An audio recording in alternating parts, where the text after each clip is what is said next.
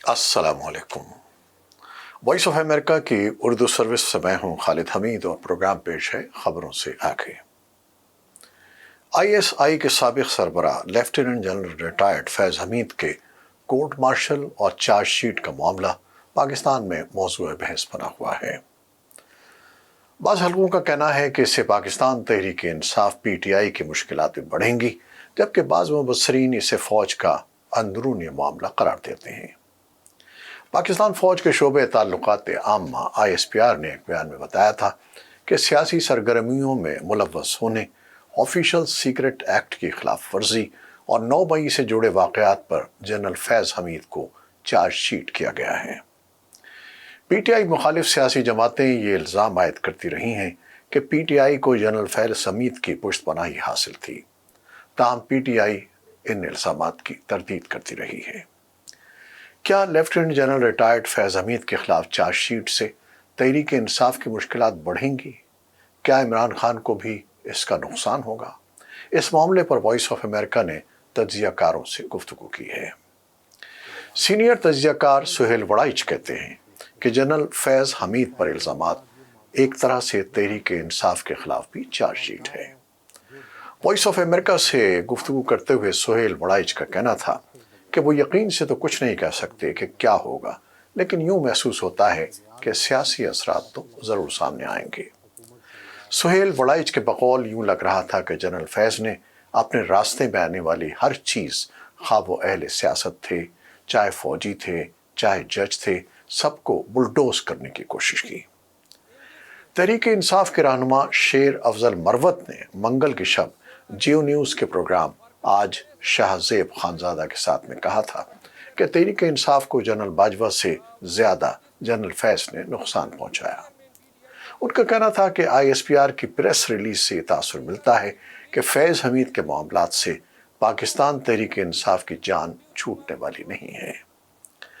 दिफाई तज्ज़ियाकार lieutenant general retired गुलाम मुस्तफ़ा कहते हैं कि जनरल रिटायर्ड फैज़ हमीद के खिलाफ चार्जशीट से वाज़ेह होता है कि उनका एक सियासी जमात की जानिब झुकाव था।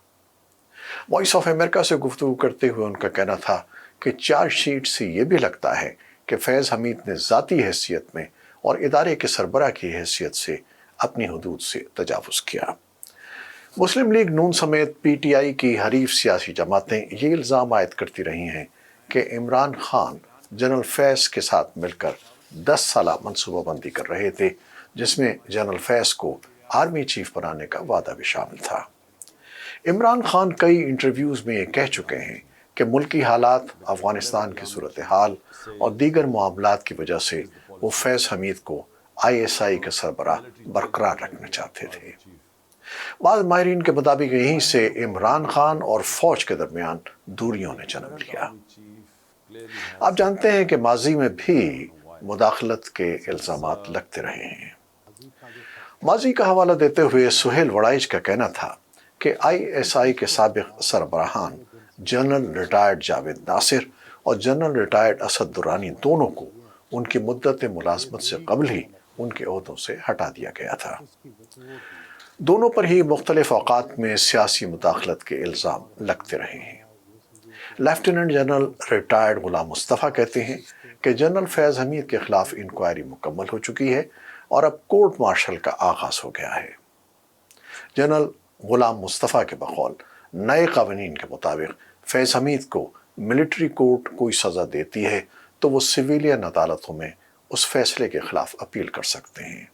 उनका कहना था कि अब अमली तौर पर जनरल फैज़ का कोर्ट मार्शल शुरू हो गया है और फैज़ हमीद वकील के ज़रिए अपने दिफा भी कर सकेंगे। सवाल यह है कि क्या फैज़ हमीद को माफ़ी मिल सकती है? लेफ्टिनेंट जनरल रिटायर्ड जनरल गुलाम मुस्तफ़ा बताते हैं कि जनरल फैज़ का केस जब मुकम्मल हो जाएगा और फ़ौजी अदालत इसका फ़ैसला दे देगी तो केस आर्मी चीफ के पास चला जाएगा। उसके बाद आर्मी चीफ के पास इख्तियार होगा कि वो फैज़ हमीद को माफ़ी दे सकते हैं, लेकिन इसके लिए फैज़ हमीद को अपनी सज़ा के ख़िलाफ़ आर्मी चीफ को माफ़ी की दरख्वास्त देना होगी।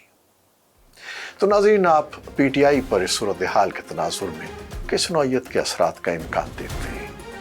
अपनी राय ज़रूर दीजिएगा। प्रोड्यूसर अजीज़ अहमद और एडिटर बहजत जिलानी के साथ خالد حمید کو اب اجازت دیجیے، اللہ حافظ۔